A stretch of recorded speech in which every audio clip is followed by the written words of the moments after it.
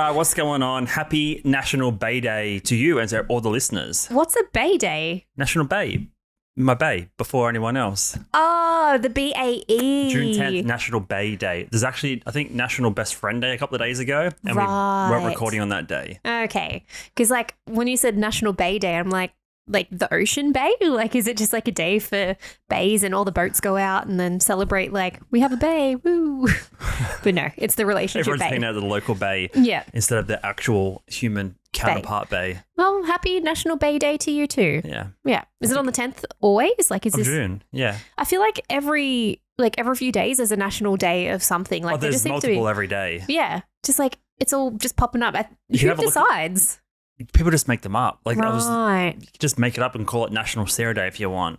Oh, there probably is already a National Sarah Day, to be honest, because it's a very common name. Lots of Sarahs out there. National Bay Day. Bring this up on the screen and we can see what else is relevant today. Because I've heard of like twin days and stuff like that. There's a day. There's really a day for everything because there's more than 365 types of things in the world. Right. There's a horse day. There's this day. There's that day. There's everything has a day. Gotcha. So there's obviously multiples of every single day. So appreciation, fun, love. It's a tagline. That's the tags for it. Yeah. Yeah. So let's see if we can see June 10th. United. Well, actually June 9th for the US, but today is National Iced Tea Day, National Rose Day. Rosé, sorry. Rosé Day, yeah. National Doll Day. Doll Day. National Ballpoint Pen. National Bed Bug Prevention Day. I don't know if you've got a bed article coming up later, so that could tie in somehow. You know what? Yes, I you know what? Because I knew it was Bed Bug Day, so thought we'd find something relevant to talk about. National Egg Roll Day. Right. National Deborah Day. So it's a day dedicated to all the Deborahs in the world. All right, so it's definitely going to be a Sarah Day so out shout there. out to all the Deborahs. Yo, Deborah's, happy National Day for you. National Herb and Spice Day. National Isabel Day. Oh, it's Sean Day as well. Obviously, Sean deserves his own day. Mm-hmm. National World Gin Day. We should have got some gin. You got a juice right there. You could have had a gin and juice. Gin and juice, Snoop D-O double G style. I could have. I missed out. Instead, you're just mixing it with the toothpaste you had 4 minutes ago. I know, and it's always 100% a bad idea. Like, what is it about like minty toothpaste and orange juice or citrus that just doesn't mix? It's a weird combo. Yeah. And they're always a morning thing. Like, you don't really drink juice. Most people don't drink orange juice at night. Yeah. So there's always that conflict of flavors. Gotcha. All right, I'm going to take especially a sip early in the morning. Because you want to have your juice, but you want to have clean teeth. So it's like, it's just that weird combo. Nah, it doesn't mesh, but that's fine. We used to go on our fishing trips with the fam. We used to have minty. Ever had minty? Yeah. Minties and Coke together. Doesn't that like go super fizzy or something? It was like Mentos, like, right? That pretty much. Oh, well, Mentos is a bit different because Mentos, the way it works is all the tiny little indentations on the actual surface of the Mentos candy or lolly, whatever you want to call it. Mm-hmm. There's tiny little, if you look through a microscope, there's tiny little grooves in it. And it's the surface area that the sugar particles or the carbon particles or whatever it is interact with that and make that foam up. Whereas a minty is just relatively smooth. Yeah. Gotcha. That's interesting. I didn't know. Was it a science experiment that you did in school? Look at it through a microscope? It's just a common thing. Everyone knows when you drop them in. I thought it was just like some of the that's like chemicals, like the preservatives and stuff. It is part of it, but it's also the surface area is increased because rather than being smooth, it like grooves down, so it increases the surface area. All right. I'm sure there's probably a Mentos day and a Coca-Cola day. We'll have a proper scientist on at one point to explain the facts. Or just comment on the video. Speaking of the video, thank you so much if you're listening to this podcast on Spotify or Apple Pod. Leave us a rating and review. We'd greatly appreciate it. We don't ask for the reviews and feedback too often, but it doesn't hurt the growth of the show. And then obviously there's the video version on YouTube as well as Spotify, but primarily YouTube. If you want to subscribe to the channel, drop a comment, like, and then subscribe again, but don't hit it again and then unsubscribe. You just hit it just the one time. And there's also a little notification bell if you want to listen to it when it first comes out and need to be a reminder. The notification bell always helps out and puts when you open up your phone, you have those thousands of notifications come off, and then because you don't clear it, so it just stays on there. Do you ever clear your notifications on the front screen? Well, I usually get a lot piled up because I'm always on focus mode because I'm focused a lot of the time. Yeah. So you do use that quite a bit. Like And it's fine because like I'll message you and it comes up on my phone saying that you have it on focus. Does it? Yeah, it does. Interesting. Yeah, so I can tell when you have it on because it has the option. So when I send you a message, it's like, do you want to send this loud anyway? So I have the choice. So it's like, I don't even give a fuck if the guy's grinding right now. I'm just going to like push straight through. Yeah, so you can give the option to send it louder than usual. Jesus. So, but I don't. Like, Well, you've got it on for a reason. With one of these latest updates, there was that whole feature where you can send, I forget, I used to do it a fair bit. On the iPhone message, you used to be able to like send like kind of animations with the text. Mm-hmm. If you hold it in, you can be like, ha ha ha. Yes. You can like send it through. There's more things you could do. I can't remember what they were. No, you used to be able to like send it like big, like when you open it up. That's right. Yeah, and you can send like a birthday one where it has like confetti and stuff coming down the screen and everything. No one does it. It's a gimmick to get you into the new iOS update. I think there's a new one lately. There is. Speaking of Apple, we'll get into the Apple news straight away. As always, they have the big announcement of all the new products and stuff coming out. They've finally revealed the Vision Pro, which is what everybody is talking about. Vision Pro. Yes, which is their new VR. It does look like, some people saying it looks like a snorkel, and it does.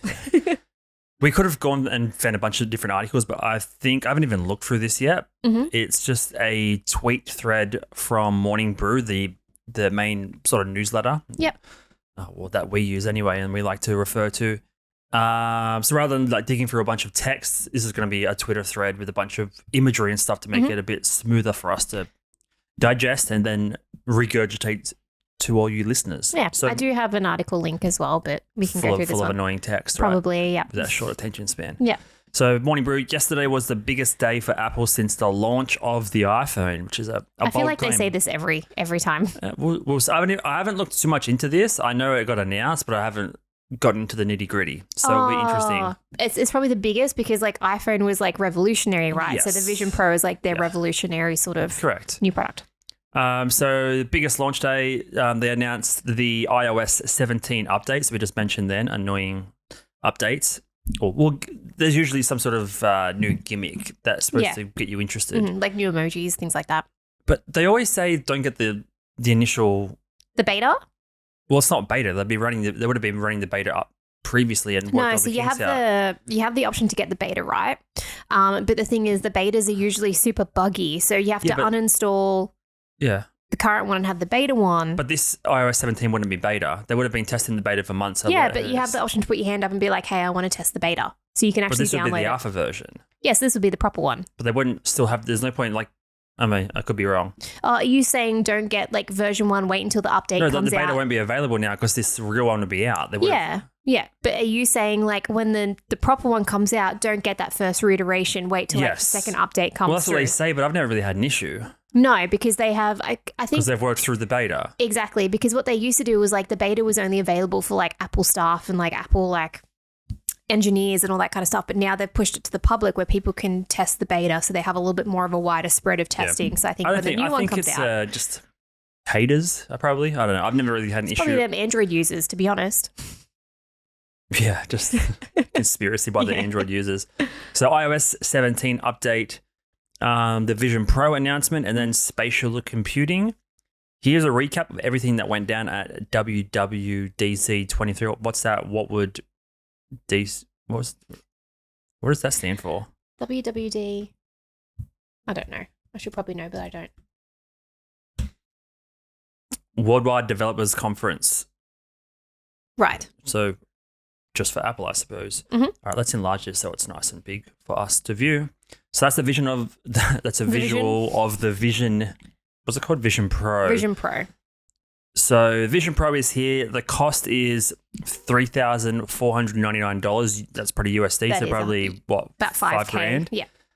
It is 7 times as much as its competitor MetaQuest 3. Mm-hmm. And listen to the crowd react to this. So let's play this little video clip. Apple Vision Pro starts at $34.99. It will be available early next year on Apple.com and at Apple retail stores in the U.S. with Apple Vision Pro starts. So is that like a... Ooh. Is that a curiosity ooh or a ooh? It's like a...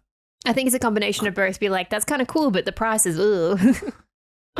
So for the device, basically, what like real quick, what is it? It's a headset with AR and VR capabilities. Yes. And we'll get into all that stuff in a minute. Mm-hmm. So there's no controllers necessary. To quote Tim Cook, the Apple CEO, it's the first Apple product you look through, not look at. Interesting way of thinking about it. Yeah. You can do it all through your voice, eyes, and touch.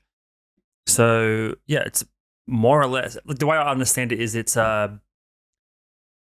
a MacBook that you look through then in that case. Yeah, so it's just like, the Apple interface. Yeah. But instead of like most VR headsets where you can't see your lounge or anything, you can see through it. So it's just like it's AR in that exactly, sense. yeah. It's very like Minority Report kind of up on the... If you don't know what AR is, you're probably somewhat familiar with Pokemon Go, which was probably the most widespread use of AR that everyone knows about, or just things like the IKEA app where you can put furniture in your living room where you can see the room or the area around you, but it has overlays of different imagery and whatnot. And then like Snapchat sort of like was doing like experimenting and stuff with it. Yeah.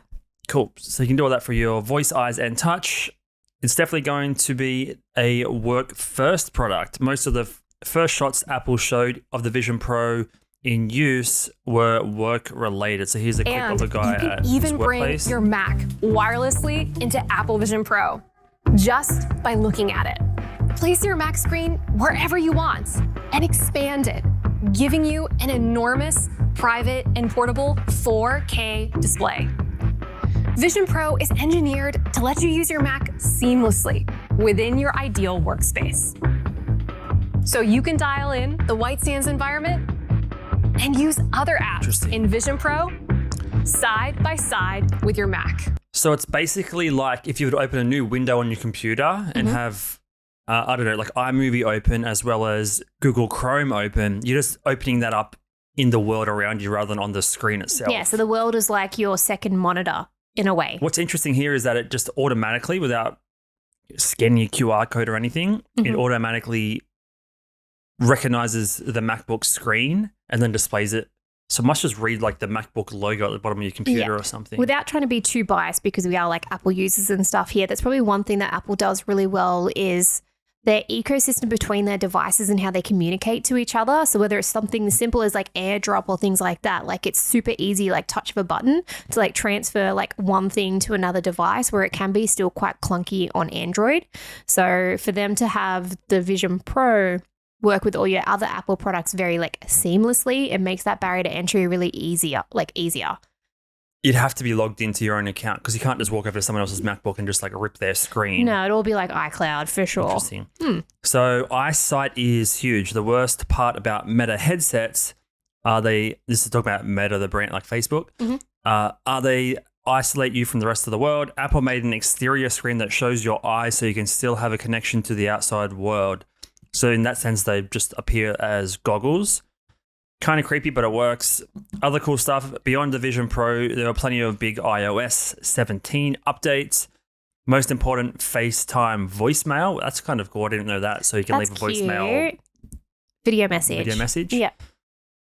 You can do name drop. So like you just said, the benefit of like AirDrop is the instantaneous aspect of it. Name drop is basically the same thing, but with sharing contacts. Yeah, I already thought you could like share contact cards. I know you could AirDrop it, so you must just be able to put the phones next to each other and it says, would you like to share contact details? So it's almost like the modern version of giving someone a business card. Yeah, more or less. Yeah. It now has AI for autocorrect, so autocorrect functionality is going to be improved. The journaling app, which we've actually referenced in a previous episode. Standby mode, a new feature that turns your idle phone lock screen into a helpful smart display. So it kind of looks like one of the Google Home hubs. Yes. In terms of just a widescreen clock display. Lenovo actually has like a clock display that's all it's designed for, and it looks very, very similar with that big text. I like it. I like this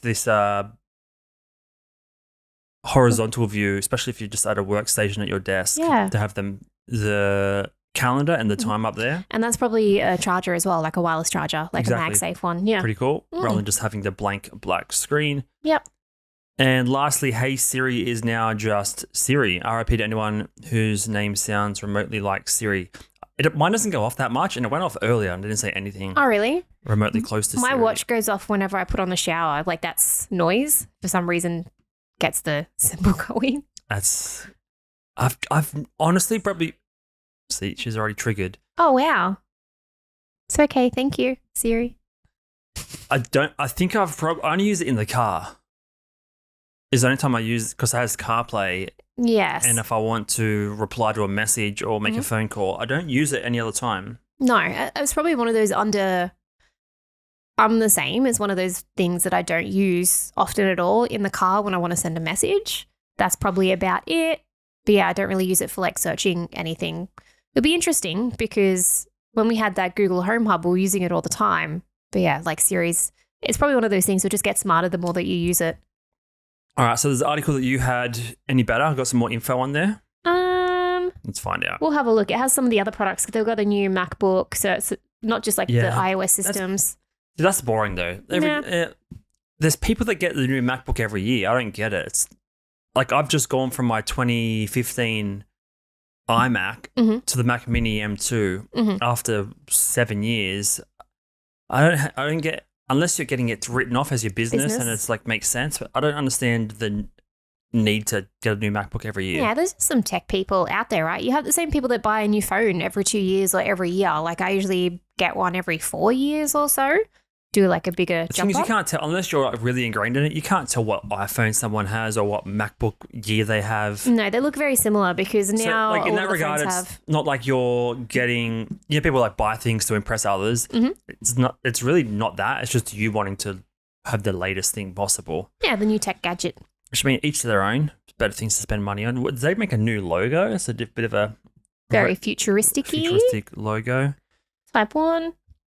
All right, I'm not going to watch the whole. I mean, there's a lot of news to go through. No, I just think scroll up to the top real quick. So it's just a condensed version. So just underneath. So these you are just have links the down. Vision Pro, MacBook Air, Mac Studio, Mac Pro, the Let's dive iOS. let's dive into the ones that probably are most interesting. So MacBook Air, Mac Studio, new MacBook Pro, not the most interesting for us or those listening. iOS sort of applies to everybody at a greater scale. Mac OS, Watch OS. The widgets would be interesting because the widgets aren't the best at the moment. For the desktop. Both, yeah. The thing is, everyone has an iPhone. Not everyone has like an Apple Watch or a MacBook.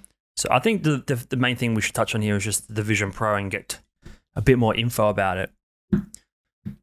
So Apple describes the Vision Pro headset as a revolutionary spatial computer that seamlessly blends digital content with the physical world. The device features an all-new operating system. What are they going to call it? Vision OS or something? Yeah, it is actually called Vision OS. Makes sense. You know it so well. Well, the formula has been presented to me It has. for a decade now. Yeah. Experiences in Vision Pro aren't constrained to the boundaries of a display. Users can make apps any scale and place apps wherever they wish. So tons of flexibility.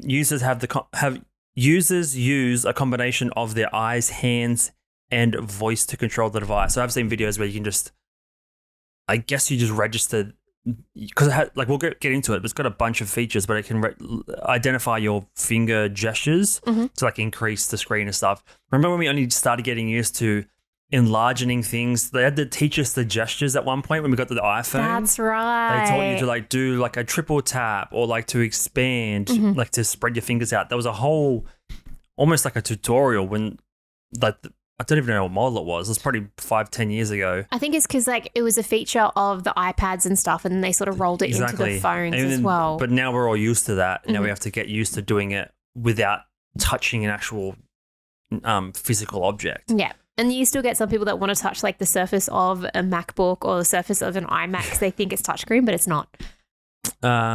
Cool. So as we said, the price starts at $3,500. It'll be sold at retail stores in the US first. The entire front of the headset is made of polished glass that flows into a lightweight aluminium frame. Features a digital crown similar to what's on an Apple Watch. The hardware. So it features an ultra-high resolution display with 23 million pixels across 2 micro OLED displays. That's more than 4K TV, more than a 4K TV for It's not bad. each eye. Uses high-speed cameras and a ring of LEDs that project invisible light patterns onto the user's eyes to track gaze. It's definitely a lot slimmer than I thought it would be. So it has a brand new chip, an R1 chip, Apple's own chip. It has 12 cameras, 5 sensors, 6 microphones. All right. So a lot of tech crammed in there. And it does seem pricey up front. But when you think about... like the cameras and all that kind of stuff that's broken costs a down lot. in it. Yeah, no, 100%. If it's got, what was it, 12 cameras? Like, that's what you pay for on the iPhone. 2 or 3 out for each eye. A couple going back into your eye. Pretty interesting stuff. Has new spatial audio system with 2 individually amplified drivers inside each audio pod, which deliver personalized spatial audio based on the user's own head and ear geometry. Gotcha. Spatial audio is just a fancy word for Dolby Atmos. And just, the way audio hits your ear depending on your surroundings is basically a simple way of putting it. Yeah. Headsets controlled by users' eyes, hands, and voice. You can scroll through apps simply by looking at them, tapping fingers to select, flicking their wrist to scroll, or using voice. It also supports Apple Magic Keyboard and Magic Trackpad. Not bad. Awesome, considering we just got rid of ours and upgraded to Logitech mouse and keyboard. I'm sure like eventually it'd just be any sort of like Bluetooth device you'd be able to connect. Like it would make sense. The headset features pass-through video of a wearer's eyes in a feature that Apple calls Eyesight, displaying the user's eyes to surrounding people. Vision Pro can transform a space into a personal movie theater and watch immersive videos. With environments, a user's world can grow beyond the dimensions of a physical room with dynamic landscapes that can help them focus. In FaceTime calls, everyone on the call is reflected in life-size tiles, and users wearing Vision Pro during a FaceTime call are known as a persona. So basically their word for like a digital hologram. Yeah, that's kind of cool. Interesting. So that pretty much summarizes it. Imagine doing... It's basically like it's incorporating everything they've built, the computers and iPhones and iPads everything all into this one headset. It doesn't look too stupid. Like it looks like something we can get used to over time. We looked at the Dyson the air purifier headset, and that was a kind of a whack design. In my opinion, obviously subjective. Some people love it. Whereas this, it looks like something you probably see in a sci-fi movie that it's not outlandish, basically. Yeah. This would be very interesting for digital art. So just imagine you have Procreate open. You can have like an Apple Pencil or like a paintbrush or something, have a big canvas and you're like standing and painting using the VR headset. That would be cool. That's a pretty interesting idea, actually. So that's probably the biggest news obviously the biggest news in tech this week. Yeah. And then I had an article of Mark Zuckerberg saying, it's not that, revolutionary. Like ours is still pretty good. I seen a company-wide memo that he put out. I think yeah. And he was... Of course he has to reply, right? Because he's the guy that's known for trying to, the metaverse and trying to get people to be more involved in that whole VR aspect. Well, that's the thing about the Apple announcement. There wasn't really any mention of metaverse because they know it's not a fad, but just no one's ready for it yet. People, you need to take one step at a time. Yeah. The first step is like getting people comfortable with AR built into their lives, and that's the next step they're going to. They're not trying to take you out of the real world. There was actually a promo video of the Vision Pro of a guy doing work or something, and his daughter kicks the ball, and because you can see through it, he still had time to like kick the ball back. Yeah. Because it doesn't take you out of the world. Whereas like Mark Zuckerberg's whole like idea of like changing to meta is like getting people into some sort of metaverse, taking them out of the world they're already in. It's almost Apple are just using that baby step aspect, right? Like people that was one of the things I didn't really like about the whole VR, of just like not being aware of like what's around you. Like that's kind of scary in a way. You're either in your physical space or you're out. Whereas this Apple one, you're in both at the same time. Yeah. It's like it's getting used to wearing the glasses, getting used to the technology. Price point. Getting used to just using it. So using your hands and gestures and things like that. So yeah, I think Apple are probably doing that baby step aspect of just trying to get it into the household, right? Just getting it to like everyday usage, where Mark Zuckerberg's like a little bit too revolutionary or visionary and just being like, come into this new magical world. Yeah, especially, it's like you can't go instantly to Ready Player One, right? You got to build yourself up to that. Correct. Yeah. Yeah. So Mark Zuckerberg says the Vision Pro doesn't present any breakthroughs. So he says that Apple's newly announced Vision Pro does not offer the future of computing that he wants. Days before the Vision Pro mixed reality headset was announced, Meta chose to tease the Meta Quest 3 to steal back some of the spotlight. Told employees that Apple didn't bring anything to the table that hadn't already been explored. He claimed that Vision Pro debuted as a device that showcased a person sitting on the couch by themselves. So I guess he's trying to like put forth the idea of like connection, community, because that's the whole thing, right? Because he's talking about, being alone, being isolated, but you're together in like this mixed reality space. So what's his one called? The Meta Quest 3 versus Vision Pro. Yeah, I'm curious what they look like next to each other. Okay. Interesting. There you go. So one is a goggles and one is the more you look at them side by side, the more like Apple's ones look like just snowboarding ski goggles, whereas the other one looks like a VR what headset. you'd assume a VR headset to look Correct. like. Yeah. That's probably the best example there. Mm-hmm. What they look like next to each other. So they're still both quite chunky. Yes. Yeah. I do like the idea of being able to see through it. I think that's just I think so as well. Yeah. Even though your eyes are a bit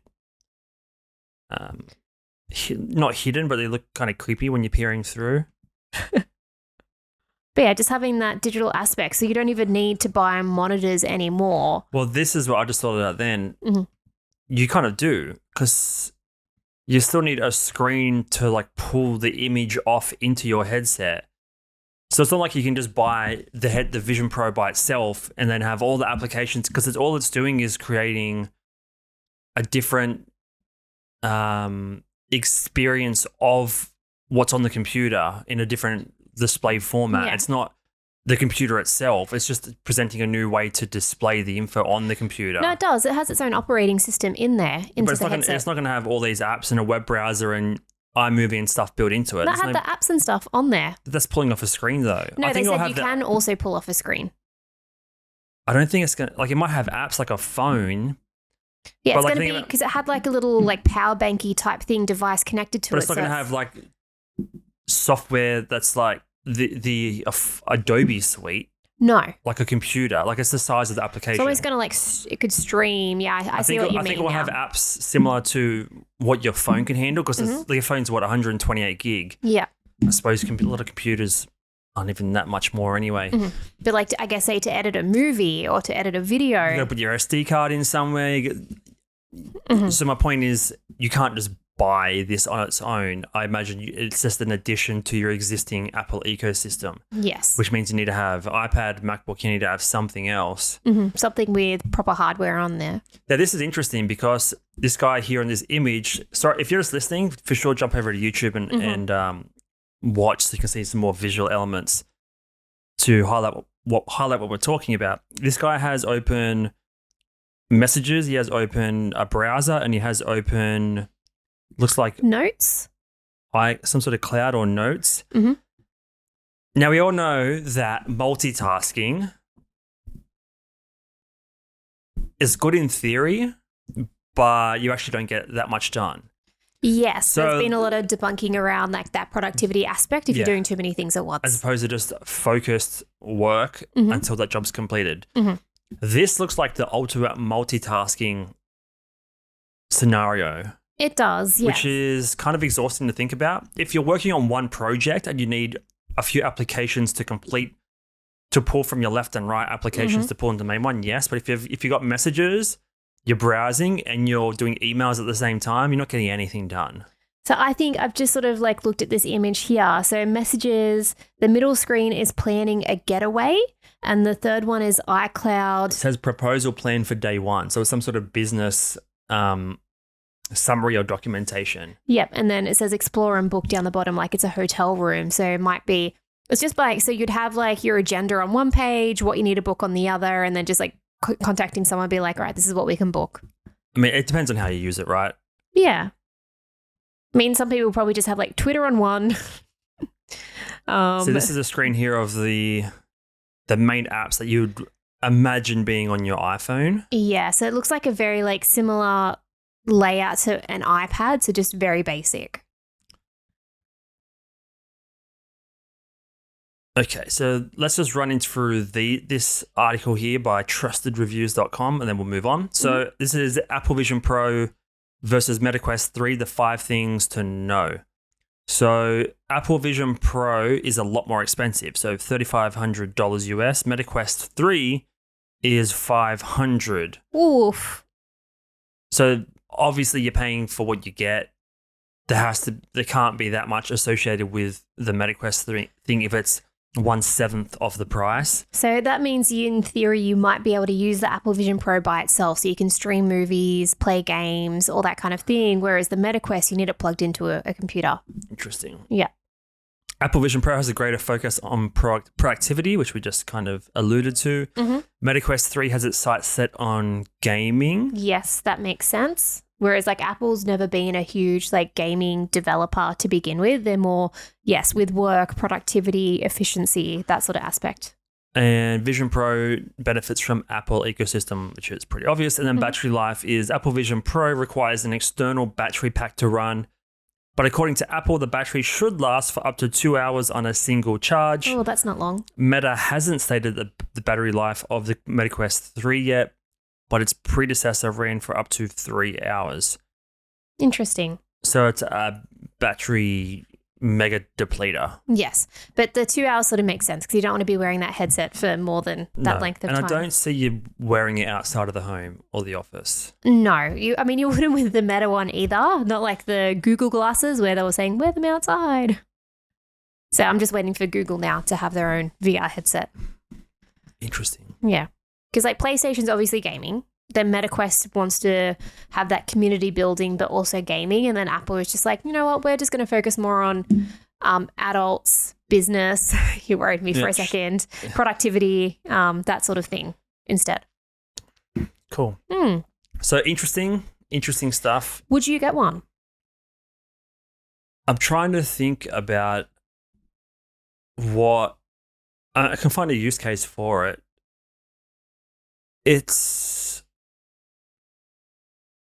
There's argument on Twitter, some people are like posting about it seems expensive, but what you're getting is actually pretty affordable.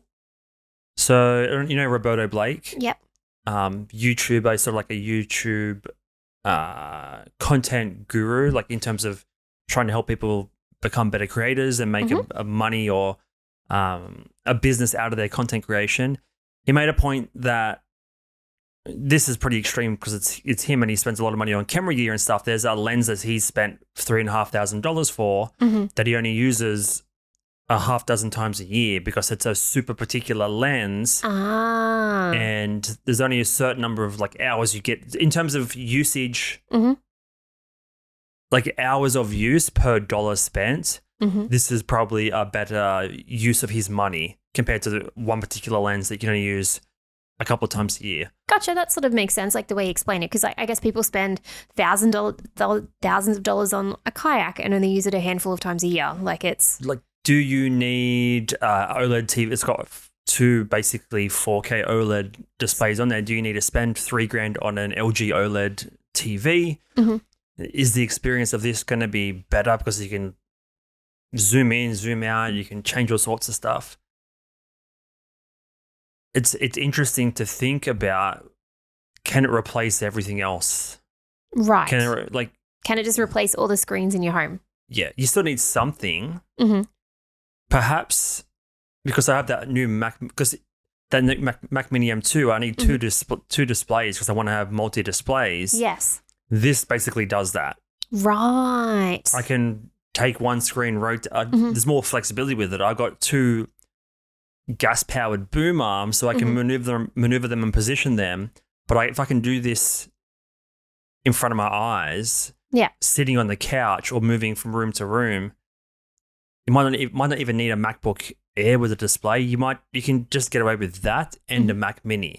That makes sense because I think Apple aren't really investing as much in their iMacs anymore. It's all about the studio. It's all about the Mac Minis. Like that's where they're focusing on their development. So, because that's why the iMacs, they haven't really changed much. They're still quite boxy and chunky and super heavy. Well, they make their own screens now as well. Yes. And they make a lot more money selling a Mac Mini and an Apple Studio screen or something they're called.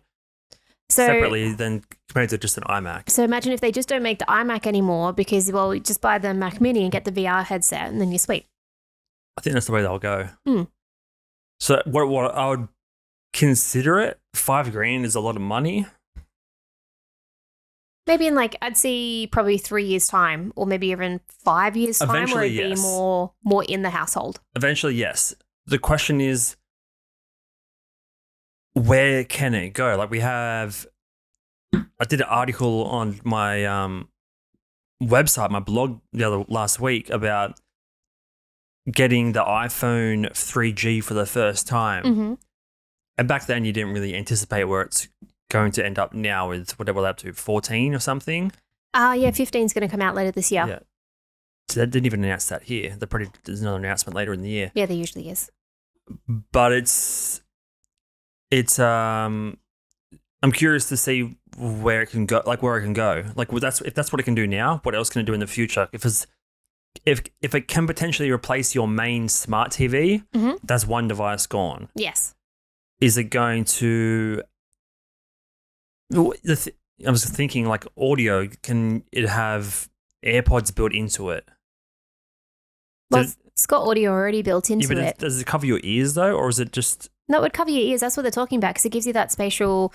So, because there's the AirPod Maxes that they have, which is the over-ear headphones. So they're probably just using the tech from the Pros. I didn't see an image of it fully covering the ears. It sort of went around the head. So also maybe it's just speakers on the outside. That's what I'm thinking. Yeah.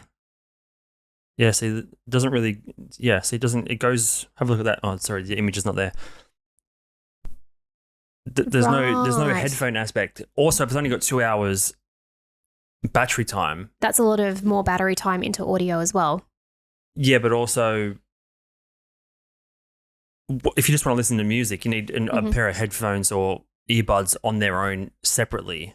Yeah, so if you have a look at the AirPod Maxes, they're probably something that would actually fit over the VR headset. Yeah, so I'm trying to think of where it can go. So when Vision Pro 10 comes out, what's it going to do? Unless you just combine them with AirPod Pros. With and without little lock-ons. Yeah. Without an audio jack. Yeah, it's all going to be Bluetooth. Looks kind of comfy. It looks soft. Soft material. We like soft material. Yeah. Classic Apple. There you go. Interesting. All right, so let's move on from that. You pick if you want to jump on one of your things. You have bed rotting, which I have no idea about, and you have Michael Keaton. Well, this is a little bit of fun. Do you want some? I guess they're both a little bit fun. Well, what do we want to do for National Bay Day? National Bay Day? I guess you could talk about bed rotting, which kind of ties into, I guess, to Beetlejuice because he's sort of rotting in the grave as well. You're stretching, but I like it. Which one do you want to go to? We'll go to bed rotting. It's one of those new sort of what are we up to Zoomers. now? Zoomers? Yeah, we had Zoomers last time, didn't we? Yeah, I think so. So this is from theguardian.com. Not the best website. No. But it was the most recent one. It's been referenced once a week. I was going to talk about it last week, but it was just a newer article all right, about it. So bed rotting, why is it time to embrace your quilt without the guilt? Which is interesting because some articles are being this is taking over and it's really bad for you. So I need to understand what it is because I have no idea, and I'm assuming zero of the listeners have any idea as well. So it's literally just staying in bed all day. I thought it was some like deterioration of the mattress? No. Bed rotting sounds like the bed's like I know, rotting. it's a bad name, hey. So but let me guess. This is like, it's gone from smoking kills, now sitting is the new smoking, and now sleeping is the new sitting. Probably. But yeah, it's just when people stay in bed all day, just on their device, not doing anything, not showering. Interesting. So yeah, people use it as like an excuse to have like a mental health day, or just to, I got it. And then other things is just like bad. Yeah. Losers. Yes. So name, bed rotting, age 6 months or less, the term. Okay, so it's just one of these TikTok word mashups that someone's come up with, and they're making $1,000 a week, probably doing some coaching course about some bullshit term that they've made up. I can see what's going on already. I see it a mile away. So bed rotting is where, this article is a question and answer, and this is a shitty way of writing an article, in my opinion. Yes. So I'm not even going to read this, because it's like it's laying out bed rotting as if it's a dating profile, like when it started, what it likes doing, like dumbest article I've ever seen. It's like one of those things like, what does this meme mean? Okay, so basically saying bed rotting, sleeping around all day in bed is not good. Well, people are saying it's either acceptable or not acceptable. Like it's not acceptable. Yeah, it depends on your mentality, right? So you got people that are just like chilling or whatever for the whole day, and they're like, "Oh, I just stayed in bed all day," and they're just like, "Oh, that must have been nice and relaxing." Whereas, enablers. Or otherwise, the other half is like, you're not getting anything done. It's bad to stay indoors all day long. Like, what are you doing with your life? If you have some bodily aches and pains, or you're not as able as someone else, obviously stay in bed, do what your body allows. But if you're choosing to stay in bed and just watch movies, either you have no job or you have no life outside of your job, and your weekends are just lonely and boring, or you're lost and have no purpose and stuff. It's just like having that permission to be, oh, I'm just going to stay in bed all day. So if you got no one in your life to pull you up on things, then and then you don't have enough personal gusto to just figuring things out. I don't have a lot of empathy for someone who lays in bed all day. And this ties into like the Arnold Schwarzenegger doco that I watched this week. Really good doco. If you're into Arnie or Terminator or any of the 50 movies that he smashed with the box office, there's a couple of parts in the documentary where he touches on a similar thing, that if you're laying around thinking how depressed I am or how sad I am or whatever, it means you're just not doing any work. If you've got enough interesting things to do in your life, enough work to keep you busy, there's no time to be in bed rotting. There was parts in the documentary where I really enjoyed, and it sounds like it's too aggressive of a approach or a sentiment to have in terms of like, don't get depressed, keep working, keep hustling, keep doing stuff so you don't give your brain permission to like go to those places.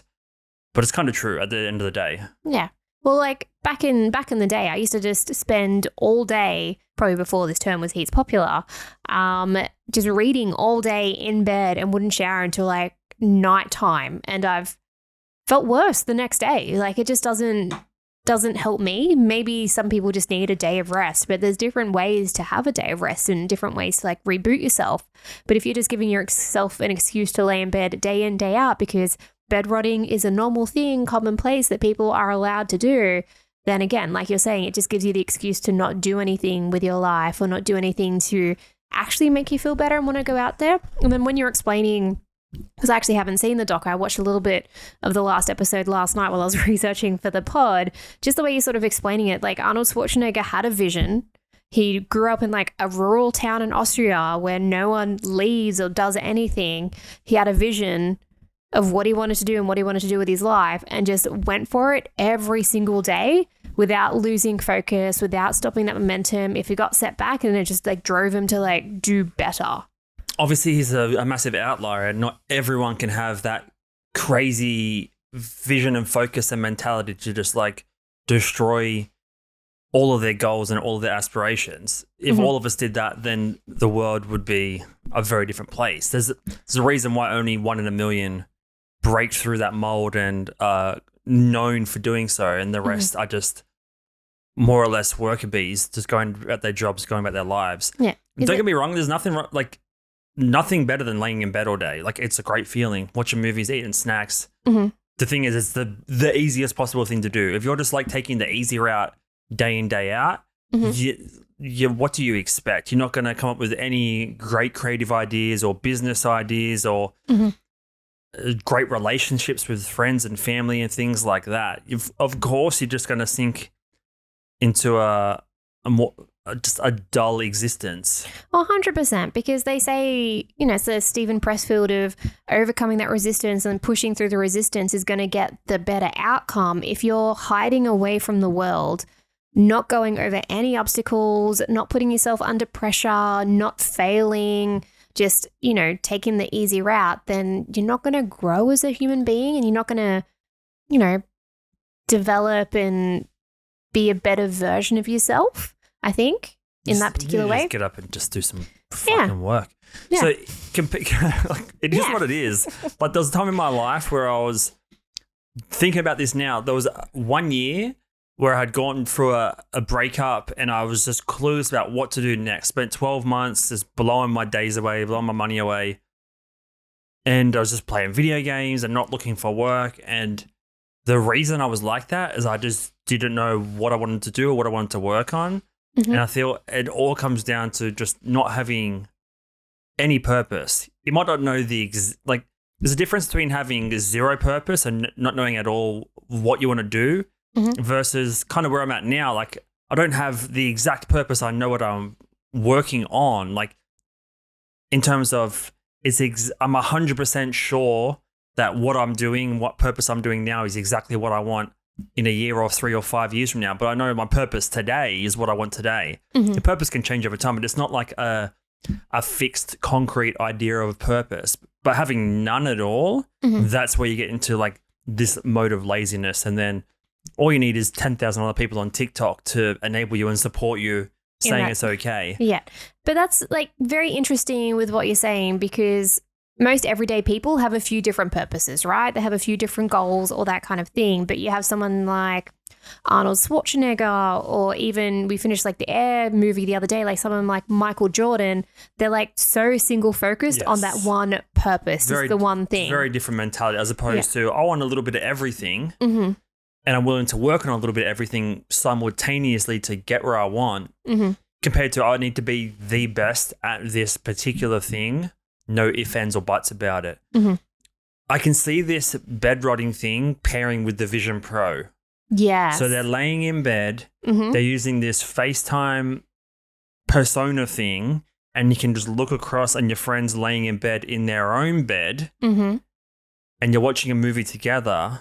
That's kind of cute. It's not cute. You give them a reason to like be better bed rotters. Bed buddies. Bed buddies. So bed rotting, it's bullshit. It's just some TikTok bullshit. I'm not having a single bar of it.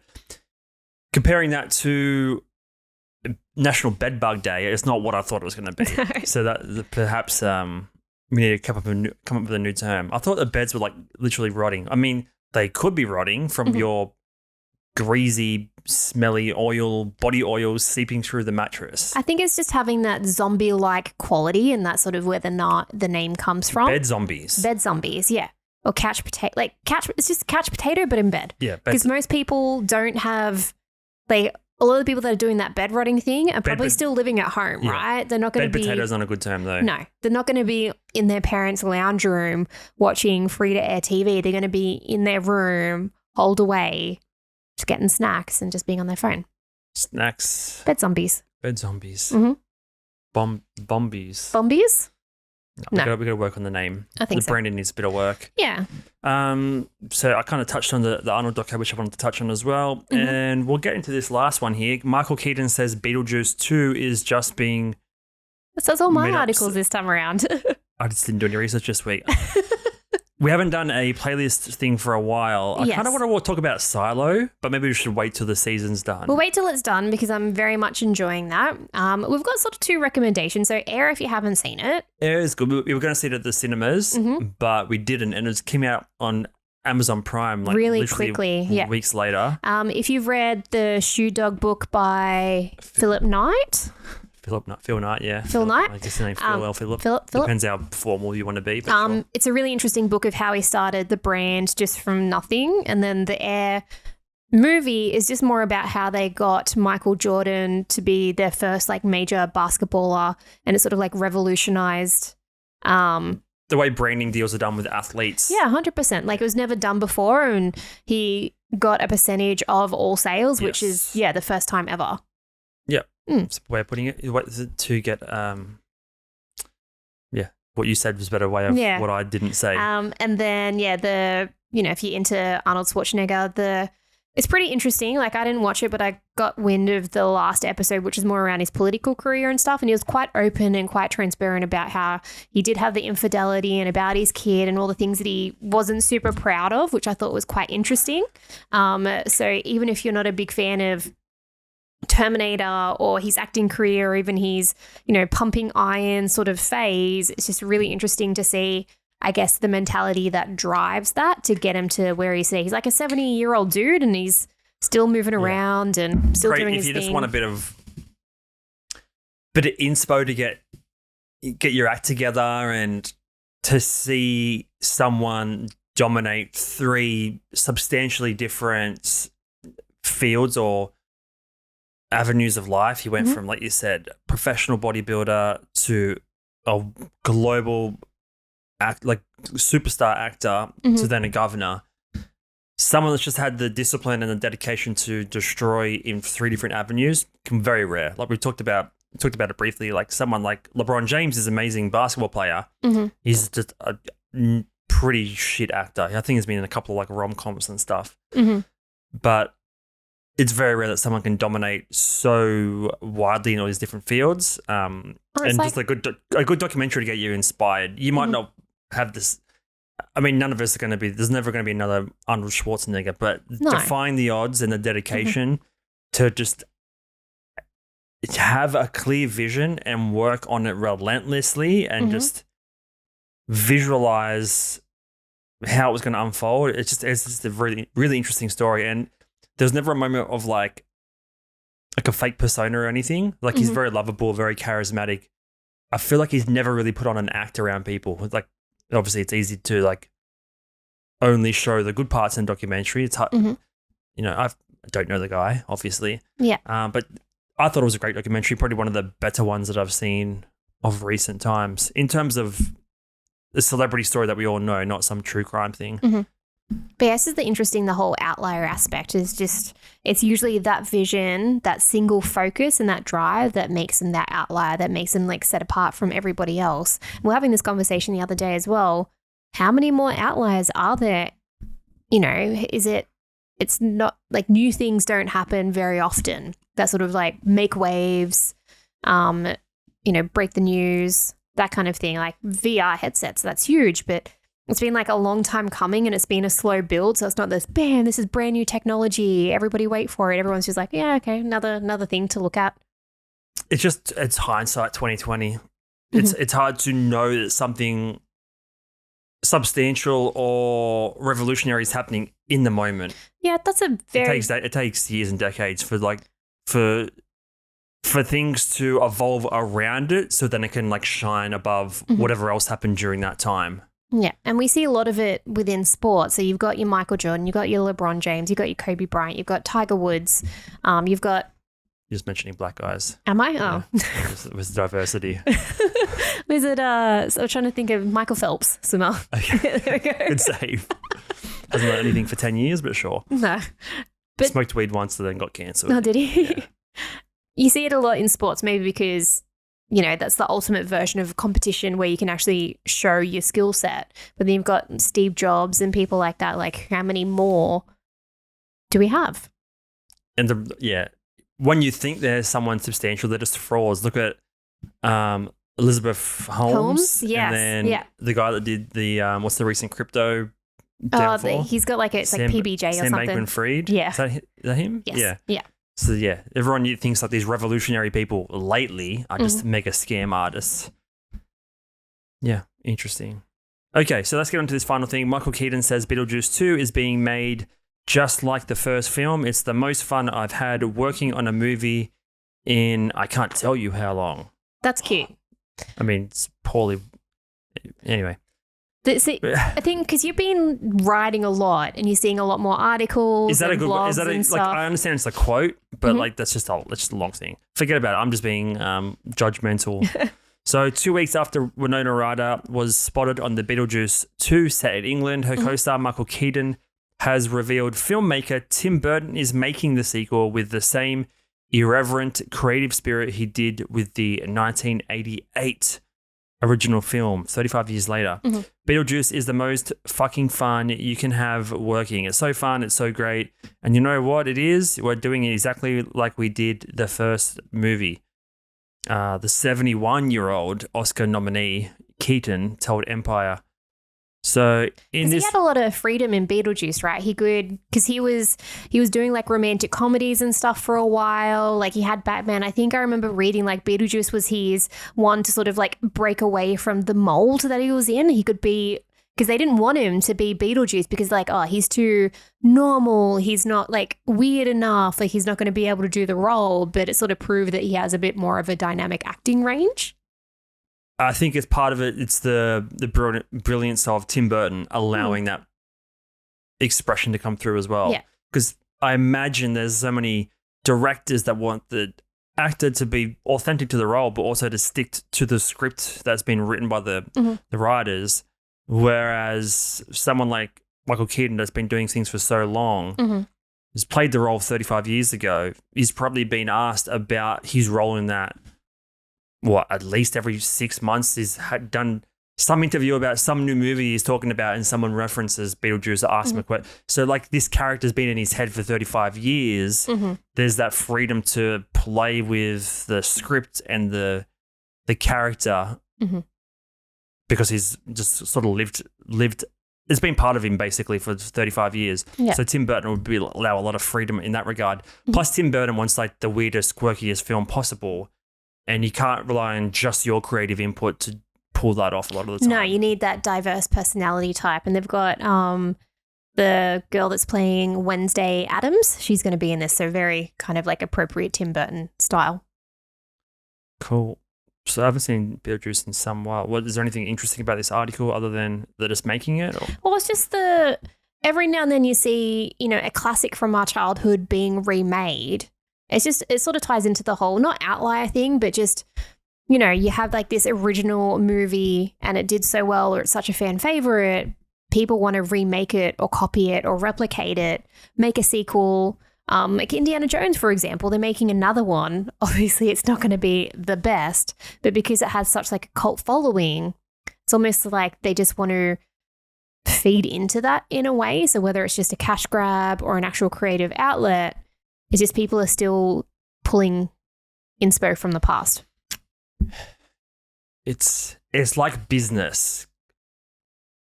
It's like the difference between customer acquisition and customer retention. And it's just the same, but with IP. It's easier to like get someone to come to an IP of a franchise that they already know and love, as opposed to trying to sell them on a brand new thing. I watched that new trailer. The trailer's been out for a little while, but there's more info coming out about it, about Zack Snyder's Rebel Moon, which is I think it's going to be a trilogy or some sort of saga, but it's a brand new world, a brand new creation. And to get people to buy into that is a big deal. Look at Avatar. Like it's a lot to have something so gigantic for everyone to fall in love with. Yes.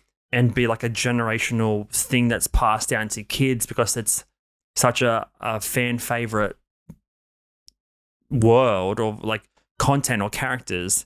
It would be very hard it's much easier to just do remakes and hope that it's going to do well with the previous audience is what I'm saying. Like customer retention, customer acquisition, getting someone new or keeping someone coming back. No, that makes sense because if someone like Star Wars, tried and true, you have fans, people are going to watch the content no matter what. Harry Potter, HBO signed on to a new series. They know people love the books. They know the game did really well, so they're going to have something successful in their hands. Avatar just built up its following. It was like the first sort of 3D movie. It did really well. So then they have that. So having, and I think there's been a couple of movies here and there that try to do the whole new world building. Even Dune is based off a book. Like, it's not exactly new. It's got that fan base. Yeah. So it'd be very challenging to get people to, like you're saying, buy into something brand new, be invested, but also be invested long term. So it has to be something, especially for movies. Yes. TV, like Silo, for example, is based on books as well. Mm-hmm. But you can watch it all in 10 weeks, and you got 10 hours of content. With the movies, you got to sell them in an hour and a half, 2 hours. You have to get them into the cinema. You have to sell them that way. Or even Marvel, they had the comic books and stuff as well. So I feel like Rebel Moon's based on something, but I think Rebel Moon just sounds like a Star Wars thing. Exactly. Yeah. So it is definitely a sci-fi type thing, but yeah, it's interesting. We'll see if it works. Don't know, because those things, like 100%, if it's new, it's a hit and miss. All right. Well, next week's episode will be new, and it won't be a miss. It'll be an absolute smash hit. Episode 71 coming to you guys next Monday. Next Monday? Yep. Yeah. Okay. Lovely. See you guys. Awesome. See Bye. ya. Bye.